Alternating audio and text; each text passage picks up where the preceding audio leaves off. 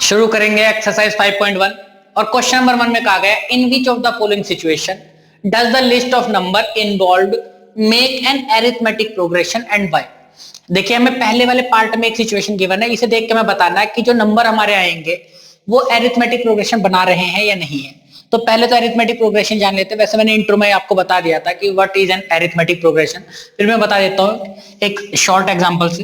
देखिए अगर कोई हमारा सीक्वेंस इस तरह से गिवन होता है कि 2 4 6 8 10 इस तरह से कि भैया अगर मैं सेकंड टर्म में से फर्स्ट टर्म माइनस करता हूं 4 - 2 करता हूं तब भी हमारा डिफरेंस कितना आ रहा है 2, और अगर मैं थर्ड टर्म में से सेकंड टर्म माइनस करता हूं तब डिफरेंस कितना आ रहा है 2, फोर्थ वाले टर्म में से मैंने थर्ड वाला टर्म माइनस कर तो डिफरेंस कितना आ रहा है 2, फिफ्थ वाले टर्म में से मैंने इससे पहले वाला टर्म माइनस कर दे तब भी कितना आ रहा है 2 डिफरेंस आ रहा। तो इस तरह का जो सीक्वेंस होता है ना ये हमारा क्या बनाता है, एक अरिथमेटिक प्रोग्रेशन बनाता है एपी। ठीक, तो ये हमारा पहला टर्म होता है ए और ये हमारे सब क्या होते हैं डी होते हैं, कॉमन डिफरेंस जिसे कहते हैं। ठीक, अगर हमारा ये वाला नंबर लिस्ट ऑफ नंबर इसी तरह का एक सीक्वेंस बनाएगा तो ये एपी में होगा वरना नहीं होगा। तो चेक करते हैं इस वाले क्वेश्चन को। देखिए पहले वाले पार्ट को क्या कहा गया है, लैंग्वेज में दिया हुआ क्वेश्चन ये कहा गया the taxi fare after each kilometre की किराया, एक टैक्सी का किराया हर एक किलोमीटर पर when the fair is ₹15 for first kilometre. अगर आप 1 किलोमीटर चले ना तो आपको 15 रुपए देने पड़ेंगे। ठीक, and ₹8 for each additional kilometre, और उसके बाद जितने भी आप एडिशनल किलोमीटर चलोगे, मान लीजिए इस 1 किलोमीटर के बाद आपने 1 किलोमीटर और चले, मतलब कुल मिलाकर आप 2 किलोमीटर चल गए तो आपको ₹8 और अलग देने हैं, मतलब 15 + 8 देने हैं, तो कितना हो जाएंगे 23 हो जाएंगे।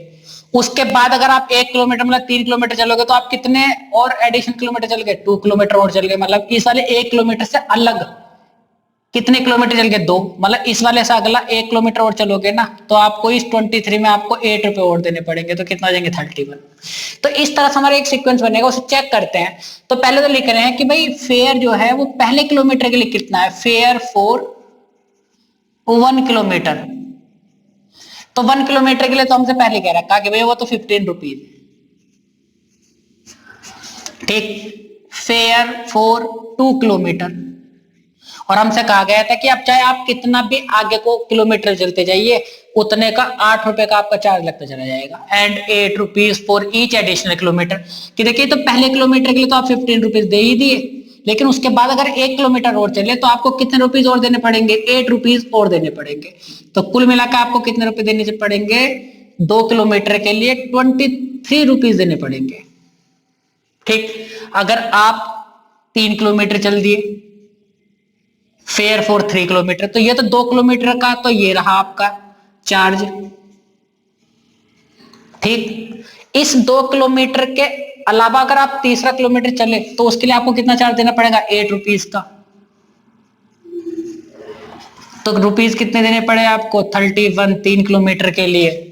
अगर आप 4 किलोमीटर चलेंगे इस तरह से तो देखिए 3 किलोमीटर का चार्ज तो ये रहा, लेकिन 4th किलोमीटर के लिए आपको कितने रुपए का चार्ज देना पड़ेगा, ₹8 का और देना पड़ेगा। तो कितने रुपीस देने पड़ेंगे आपको 4 किलोमीटर के, ₹39 देने पड़ेंगे। तो इस तरह से हमारी एक और कितने भी टर्म्स फाइंड कर सकते हैं। तो अभी ये वाले जो ना हमारे एक टर्म्स मिले, मतलब एक सीरीज बनी, तो इसमें पहले किलोमीटर के लिए आप कितने चला, 15 रुपीस दिए आपने, 2 किलोमीटर के लिए कितने रुपीस दिए, 23, फिर 31 3 किलोमीटर के लिए, और 4th किलोमीटर के लिए आपने कितने दिए, ₹39 दिए। इस तरह से आप और भी मतलब 5 किलोमीटर के लिए भी फाइंड कर सकते हैं, 6 के लिए भी फाइंड कर सकते हैं। तो ये हमारा क्या आ गया, ये हमारे एक लिस्ट ऑफ नंबर्स आ गए। तो इसमें हमें चेक करना है क्या ये हमारा एपी बना रहा है या नहीं बना रहा है। तो बिल्कुल देखिए आप 23 में से ना 15 माइनस कर दीजिए, ये हमारा A1 A2 A3 A4। तो अगर मैंने A2 - A1 कर दिया तो 23 - 15 कितना जाएगा, 8। अब A3 - A2 करके देखते हैं, तो A3 हमारा कितना 31 - A2 कितना 23, इसमें से माइनस किया तब भी हमारा 8 आ गया। A4 - A3 करके देखते हैं, तो A4 हमारा कितना है, ये 39, और A3 कितना 31, तब भी हमारा डिफरेंस कितना आ जाएगा, 8 का आ जाएगा। तो देखिए हर एक टर्म्स, अगले टर्म्स में से पिछला टर्म माइनस करने पे 8 का डिफरेंस आ रहा है हर एक टर्म्स के बीच में। तो इसका मतलब क्या हुआ, ये हमारी एक एपी होगी। तो हम लिखेंगे so list of numbers, so list of numbers forms an AP. ये एपी बना रही है। और पूछा वाई, क्यों? क्योंकि भैया हर एक अगला वाला नंबर पिछले वाले नंबर से एक फिक्स नंबर 8 ज्यादा है। भाई ये इससे 8 ज्यादा, ये इससे 8 ज्यादा, ये इससे 8 ज्यादा, इस वजह से तो एपी हो गया। तो लिख देंगे because each succeeding term is 8 more than its preceding term. इस वजह से ये क्या हो गई, हमारी एक एपी हो गई। करते हैं सेकंड पार्ट। सेकंड पार्ट में कहा गया था amount of air present in a cylinder when A vacuum pump removes 1/4 of the remaining air in the cylinder eight A time. शुरू में कुछ एयर प्रेजेंट थी किसी सिलेंडर में। सपोज मैंने माना कि एक सिलेंडर है और इसमें ना शुरू में V volume of air present है, ठीक है ना। तो वैक्यूम पंप क्या करता है, इसे वैक्यूम पंप ऐसे करता है कि 1/4 जो ना एयर रिमेनिंग, इसमें जो एयर है 1/4 उसे रिमूव कर देता है। तो देखिए अगर V का मैं 1/4 पार्ट निकालूंगा तो कितना हो जाएगा, 1/4 भी हो जाएगा, ठीक है ना। तो सेकंड वाले केस में हमारे पास जो इसमें सिलेंडर में वॉल्यूम बचेगा ना, तो वो बचेगा, देखिए प्रेजेंट तो इतनी थी, इतनी हमारी एयर जो थी ना वो उसने वैक्यूम पंप ने निकाल दी। तो कितना बच गया, V माइनस 1/4V। अगर मैं इसे सॉल्व करूंगा तो कितना हो जाएगा, 4 LCM 4B minus B equal to कितना बचा, 3B/4। तो सेकंड वाले केस में इस वाले सिलेंडर में 3B/4 वॉल्यूम एयर बचेगी। क्यों? शुरू में तो V मान लिया मैंने, उसका 1/4 पार्ट जो ना उसने रिमूव कर दिया वैक्यूम पंप ने। तो भैया इतनी एयर थी, इतनी उसने हटा दी, बाहर कर दी। तो कितनी बची हमारे पास, इतने वॉल्यूम एयर हमारे सिलेंडर में बचेगी सेकंड केस में। अब देखिए क्या कहा गया था कि वैक्यूम पंप जो रिमूव करता है ना वो 1/4 of air remaining in the cylinder. अब जो वैक्यूम पंप एयर को रिमूव करेगा वो कितना करेगा, 1/4 ऑफ 3B/4। इस 3B/4 का 1/4 पार्ट बाहर कर देगा। तो देखिए इसका मतलब कितना हो गया, ऑफ की जगह मल्टीप्लाई कर दीजिए, ऑफ का मतलब मल्टीप्लाई होता है, तो कितना हो गया 3V/16। इतनी वॉल्यूम एयर क्या करेगा, वो बाहर कर देगा। प्रेजेंट इतनी थी, ठीक है ना, इतनी वॉल्यूम उसने बाहर कर दी, ठीक। तो हमारे पास कितनी वॉल्यूम बची, एलसीएम ले लेंगे, कितना बचा हमारा 16, 4 4 जा 16, 4 3 जा 12B माइनस 3B कितना हो जाएगा यहाँ पे 9V/16। तो अब जो थर्ड वाला केस देखेंगे ना तो उसमें सिर्फ सिलेंडर में इतनी वॉल्यूम एयर बचेगी, क्योंकि इतनी वॉल्यूम जो थी ना वो हमारी क्या हो गई थी, बाहर कर दी थी वैक्यूम पंप ने, ठीक। अब इसके बाद जब वो 1/4 इस वाले पार्ट का वो माइनस करेंगे, बाहर कर देगा, ठीक है ना। तो ये हमारे जो स्टेप बचे ना, मतलब जो टर्म बचे शुरू में, तो देखिए हमारे जो टर्म्स होंगे ना लिस्ट ऑफ नंबर्स, वो क्या हो जाएंगे, लिस्ट ऑफ नंबर्स हो जाएंगे V, 3V/4, फिर कितना बचेगा 9V/16, और इस तरह से हमारा एक सीक्वेंस ये वाला मिलेगा। अब हमें ये चेक करना है कि भाई ये जो लिस्ट ऑफ नंबर्स है ये अरिथमेटिक प्रोग्रेशन में है या नहीं है। तो भाई ये हमारा पहला टर्म हो गया, ये हमारा दूसरा टर्म हो गया, ये तीसरा टर्म हो गया। अब हमें चेक करना है कि भाई A2 माइनस A1 जो कॉमन डिफरेंस है इन टर्म्स के बीच का वो इक्वल है या नहीं है। तो A2 माइनस A1 करते हैं, तो भाई 3B/4 माइनस का भी, तो अगर 4 एलसीएम ले लिया कितना बचा 3B माइनस 4B, तो बचा माइनस का V/4।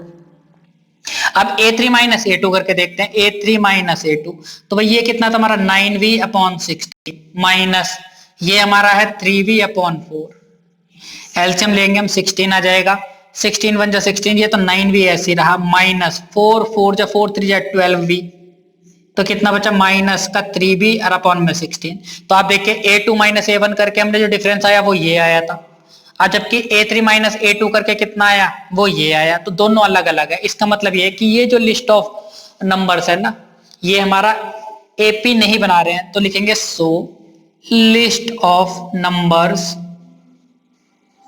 Do not form an AP, वो एपी नहीं बना रहे हैं।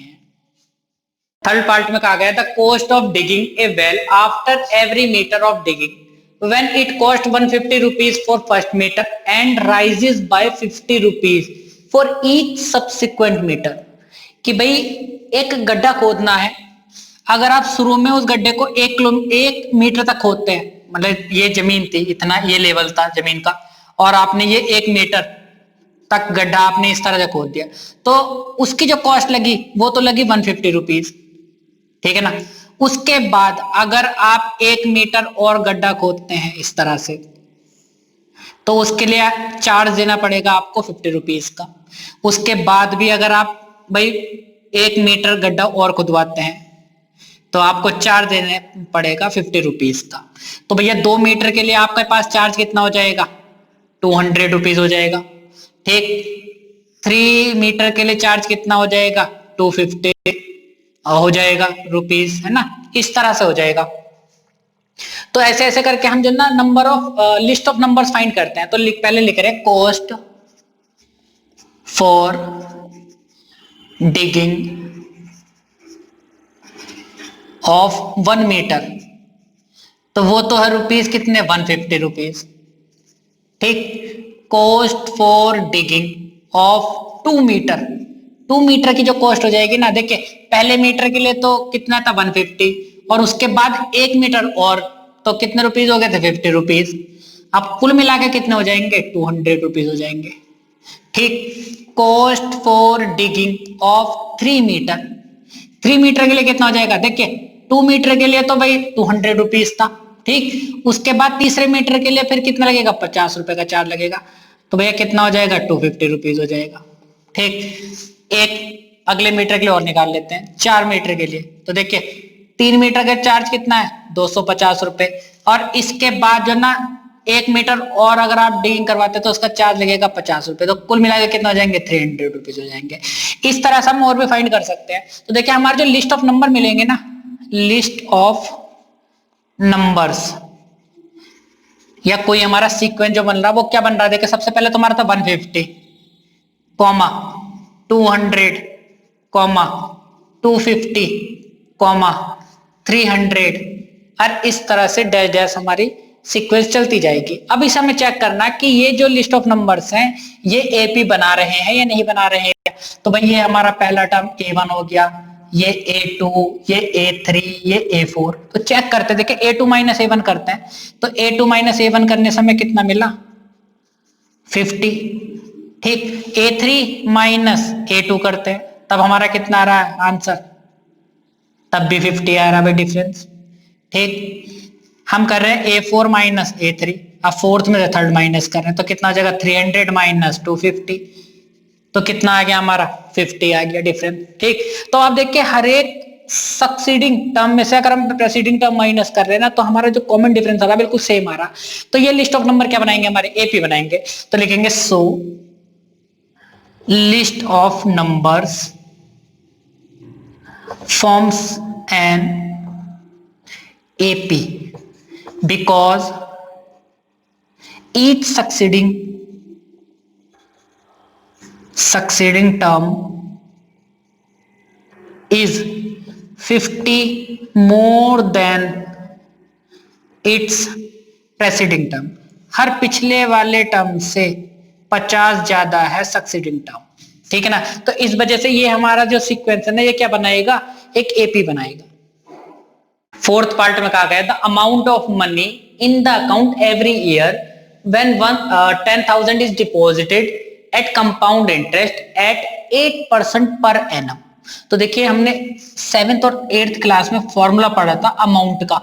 तो अमाउंट ए का फॉर्मूला जो होता है ना, वो होता है P multiply 1 plus R upon 100 की पावर n।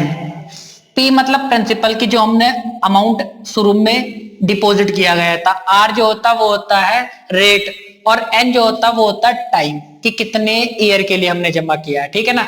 तो भाई सबसे पहले मैंने ना 1 ईयर के लिए अमाउंट फाइंड कर रहा हूं, तो लिख रहे हैं यहां पे अमाउंट आफ्टर 1 ईयर। तो जो 1 ईयर के बाद अमाउंट हो जाएगा ना वो हो जाएगा पी की जगह कितना आ जाएगा हमारा 10,000 मल्टीप्लाई 1 प्लस आर की जगह कितना पुट करेंगे हम 8 और अपॉन में 100 और की पावर कितनी हो जाएगी 1, ठीक है ना।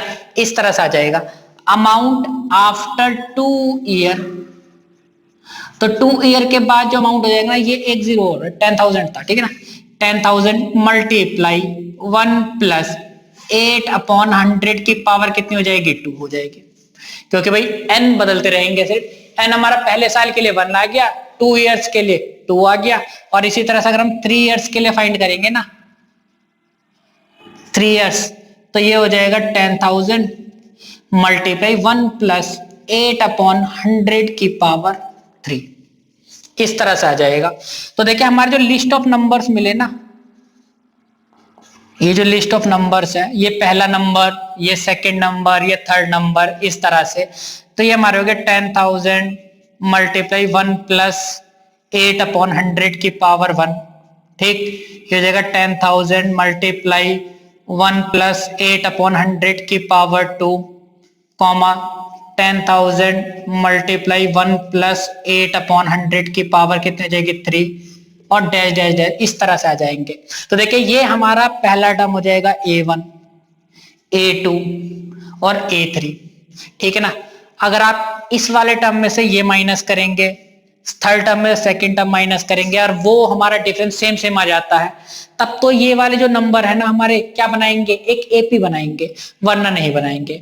देखिए इस तरह का जो सीक्वेंस होता है ना जिसमें पावर बढ़ती हुई चली जाती है, जैसे यहाँ पावर 1 है, यहाँ पावर 2 है, यहाँ पावर 3 है, तो इस तरह का जो सीक्वेंस होता है वो हमारा ज्योमेट्रिक प्रोग्रेशन कहलाता है, जो हम 11th में पढ़ेंगे, जीपी, ठीक है ना। आप इन दोनों का सम फाइंड करोगे ना तो वो इक्वल नहीं आएगा। अगर आप A2 माइनस A1 करेंगे ना वो A3 माइनस A2 के इक्वल नहीं आएगा, ठीक है ना।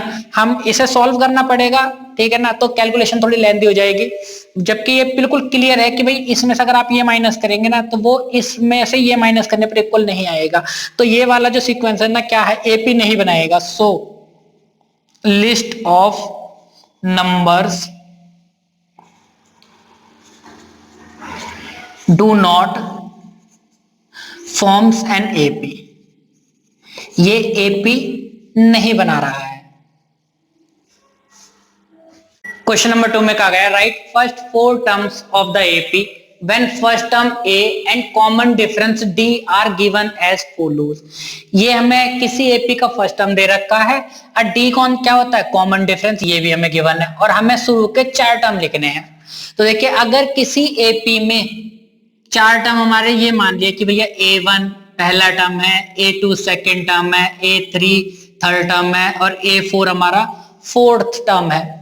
तो जो पहला टर्म A1 होता है वो तो हमारा A ही होता है, ये जो हमारा A गिवन है, ठीक है ना, वो तो हमारा पहला टर्म वही हो जाता। अगर इस पहले वाले टर्म में A में मैंने कॉमन डिफरेंस D ऐड कर देता हूं ना तो वो हमारा सेकंड टर्म बन जाता है, ठीक। A3 फाइंड करने के लिए हमें A+2D करना होता है, ठीक, या आप A2 में आप D ऐड कर दीजिए तब भी हमारा कितना हो जाएगा। भाई मैं अगर A2 कर देता हूँ सेकंड टर्म में, अगर मैंने कॉमन डिफरेंस ऐड कर दिया तब भी हमारा थर्ड टर्म आ जाएगा। लेकिन बेसिकली A2 हमारा क्या है, A2 हमारा A+D है, और इसमें मैंने D ऐड कर दिया तो कितना हो जाएगा, A+2D हो जाएगा, ठीक। अगर मुझे फोर्थ टर्म फाइंड करना है तो मैं उसे लिखूंगा A+3D, ठीक है ना।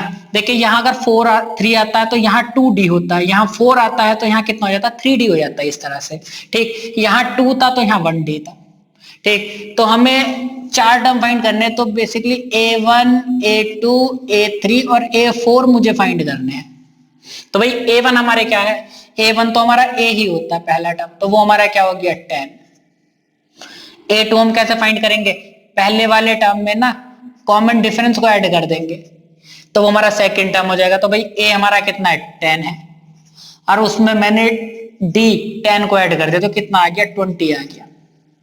तो ये हमारी इस एपी का सेकंड टर्म हो गया। थर्ड टर्म फाइंड करते हैं तो वो होगा हमारा a प्लस टू डी। आप a प्लस टू डी कर दीजिए या सेकंड टर्म में आप कॉमन डिफरेंस ऐड कर दीजिए, तब भी हमारा क्या हो जाएगा, थर्ड टर्म आ जाएगा। ठीक, तो a प्लस टू डी करने से कितना हो जाएगा, a हमारा कितना था 10 मल्टीप्लाई 2 मल्टीप्लाई 10, तो ये हो गया हमारा 20 और 10 कितना हो जाएगा 30 हो जाएगा। a4 को हम लिखेंगे भाई, a4 को लिखेंगे a प्लस थ्री डी, तो a हमारा कितना 10 प्लस 3 मल्टीप्लाई डी 10, तो कितना हो जाएगा 10 3 30, 30 प्लस 10 कितना हो जाएगा 40। तो इस तरह से हमारे शुरू के 4 टर्म्स कितने हो जाएंगे, 4 टर्म्स ऑफ एपी, तो वो हो जाएंगे 10 20 30 40। ये हमारे शुरू के एपी के 4 टर्म। अगर आप देखें डिफरेंस भी देख लीजिए, second term minus first term कीजिए और third term minus second term कीजिए, fourth term minus third term कीजिए, हमारा जो डिफरेंस आ रहा है बिल्कुल सेम आ रहा है 10 20 30 40, तो ये हमारी एपी बनेगी। सेकंड पार्ट में हमसे गिवन है a, तो पहला टर्म माइनस का 2 है, कॉमन डिफरेंस d हमारा 0 है। बिल्कुल इसी तरह से हमें 4 टर्म फाइंड करने हैं। ठीक, तो भाई a1 मतलब किसी एपी का पहला टर्म, तो वो तो हमारा a ही होता है, तो वो कितना हो जाएगा हमारा माइनस का 2। ठीक, सेकंड टर्म a2, तो वो होता है हमारा सेकंड टर्म फाइंड करना a प्लस डी, कि भैया पहले टर्म में कॉमन डिफरेंस आप ऐड कर दीजिए, a कितना हमारा माइनस का 2, d हमारा कितना है 0, तब भी हमारा जो टर्म आ जाएगा वो माइनस का 2 आ जाएगा। a3, तो a3 हमारा कैसे फाइंड होता है, a प्लस टू डी करके, भाई यहाँ 3 है तो d की मल्टीप्लाई 2 से कर देते हैं a प्लस टू डी, तो a हमारा कितना माइनस का 2 प्लस 2 मल्टीप्लाई 0, हमारा जो a3 आ जाएगा कितना आ जाएगा माइनस का 2 आ जाएगा। a4 फाइंड करते हैं, तो 4 कहा गया है तो कितना होगा a प्लस 3d हो जाएगा। ठीक, तो देखिए माइनस का 2 प्लस 3 मल्टीप्लाई 0 कर दीजिए, तो आंसर कितना आ रहा हमारा माइनस का 2 आ रहा। तो हमारे जो 4 टर्म्स हो जाएंगे एपी के, 4 टर्म्स ऑफ एपी, वो कितना जाएगा माइनस का 2 माइनस का 2 माइनस का 2 माइनस का 2। देखिए इस तरह से अगर हमारा सीक्वेंस बनता है वो भी हमारा एपी होता है, कि यहाँ पे हमारा कॉमन डिफरेंस जो है ना वो 0 है, कि अगर मैं इसमें से 0 माइनस करता हूँ ये बच रहा है, इसमें 0 माइनस करूंगा ये बच रहा है, इसमें से 0 माइनस करूंगा तो ये बच रहा है, तब भी हमारा कॉमन डिफरेंस 0 भी हो सकता है। तो ये हमारे इस एपी के शुरू के 4 टर्म है। थर्ड पार्ट में हमें a तो गिवन है 4 और कॉमन डिफरेंस d गिवन है माइनस का 3, और हमें शुरू के 4 टर्म फाइंड करने हैं, तो a1 a2 a3 और a4 हमें फाइंड करने हैं।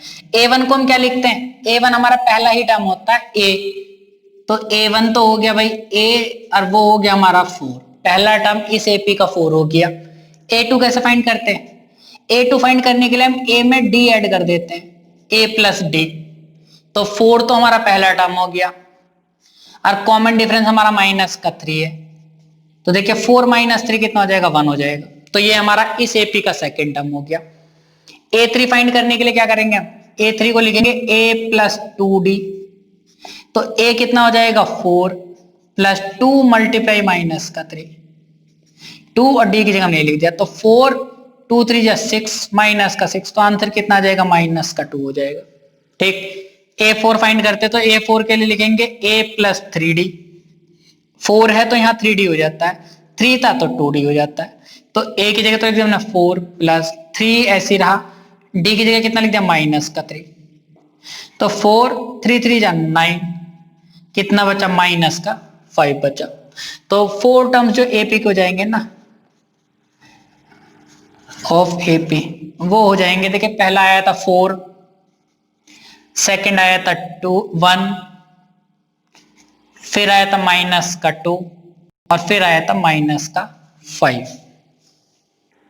फोर्थ वाले पार्ट पे पहला टर्म हमें a गिवन है माइनस का 1, कॉमन डिफरेंस दे रखा 1/2 प्लस का, तो देखिए शुरू के 4 टर्म फाइंड करने, तो a1 a2 a3 a4 find करने हैं।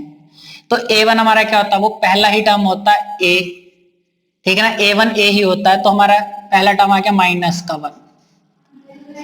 a2 फाइंड करने के लिए क्या करते हैं, a1 में कॉमन डिफरेंस ऐड कर देते हैं a प्लस डी, तो a हमारा कितना माइनस का 1 प्लस d हमारा कितना 1/2, तो -1 में प्लस का 1/2 ऐड कर देंगे, तो 2 एलसीएम आ गया, 2 1 जा 2 प्लस 1 माइनस का 1/2, ये हमारा सेकेंड टर्म आ गया।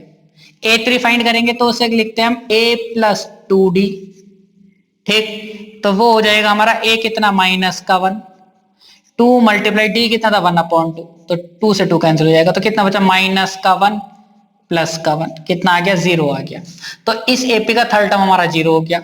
A4 फाइंड करेंगे तो A4 को हम क्या लिखते हैं A+3D, A हमारा -1 था +3 मल्टीप्लाई 1/2, तो जाएगा -1 +3/2, एलसीएम कितना आ जाएगा 2, 2 1 जा 2 +3 कितना आ जाएगा 1/2, तो ये फोर्थ टर्म आ जाएगा। लिखेंगे 4 टर्म्स ऑफ एपी, तो वो हो जाएगा। देखिए सबसे पहला टर्म था हमारा -1, फिर आया था -1/2, फिर आया था 0, अब फिर आया था +1/2, तो ये शुरू के 4 टर्म हमारे ये हो जाएंगे।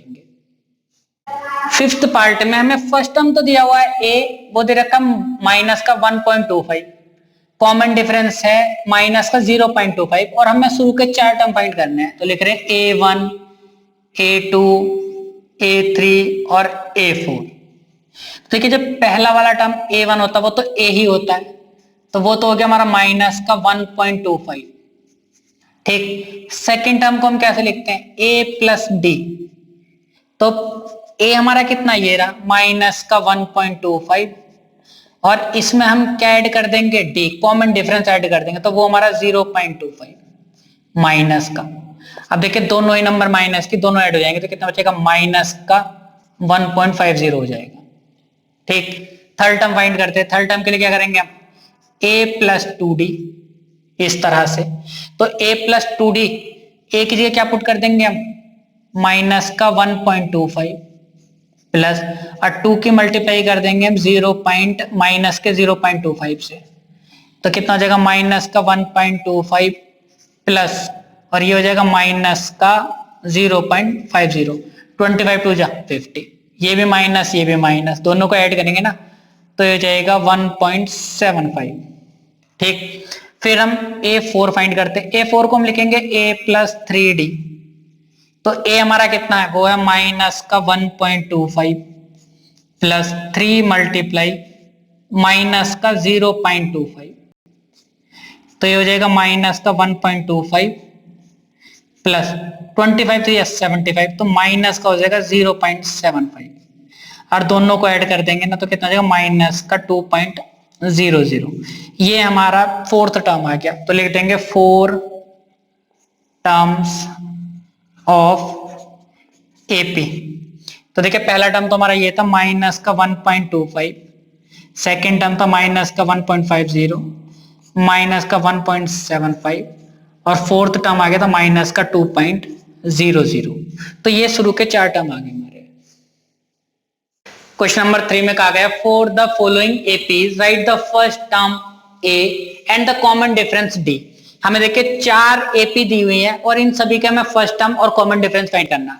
तो फर्स्ट टर्म जो ए होता हमारा, तो वो तो होता पहला टर्म, तो जैसे यहाँ पे हमारा पहला टर्म क्या 3, तो ए तो हो गया हमारा 3, ठीक। कॉमन डिफरेंस डी फाइंड करना है, तो डी हमेशा क्या होता है सेकेंड टर्म में से फर्स्ट टर्म माइनस कर दीजिए। सेकेंड टर्म हमारा कितना 1, और उसमें से पहला टर्म माइनस कर दीजिए, तो कितना बचा है -2, तो ये हमारा डी आ गया। सेकंड वाली एपी में देखिए फर्स्ट टर्म ए हमारा कितना हो जाएगा -5, ये हमारे पहले नंबर पे आ रहा है, ठीक। कॉमन डिफरेंस डी फाइंड करेंगे, तो डी कैसे करते हैं second term minus first term, तो सेकंड टर्म हमारा -1 है, और उसमें माइनस कर देंगे पहला वाला टर्म -5, तो देखिए -1 ऐसे रहा, माइनस माइनस प्लस का 5, कितना हो जाएगा 4, तो कॉमन डिफरेंस डी हो गया हमारा +4। थर्ड हमारी एपी दे रखी है, पहला टर्म ये क्या हमारा 1/3, तो ए की वैल्यू तो हो गई फर्स्ट टर्म की 1/3, कॉमन डिफरेंस डी फाइंड करते हैं, तो वो हो जाएगा second term minus first term, तो 5/3 -1/3, एलसीएम ले लिया कितना आ जाएगा 3, 5 - 1 कितना आ जाएगा 4/3, तो ये हमारा कॉमन डिफरेंस आ गया second term minus first term करके, ठीक। फोर्थ वाली एपी में देखिए ये पहली वाली पोजीशन पे, तो ये हमारा ए हो जाएगा फर्स्ट टर्म 0.6। ठीक, कॉमन डिफरेंस फाइंड करते हैं तो second term minus first term, तो सेकंड टर्म कितना 1.7 माइनस का 0.6, 1.7 में से 0.6 माइनस करेंगे तो बचेगा 1.1। ये हमारा कॉमन डिफरेंस डी आ गया इस एपी का।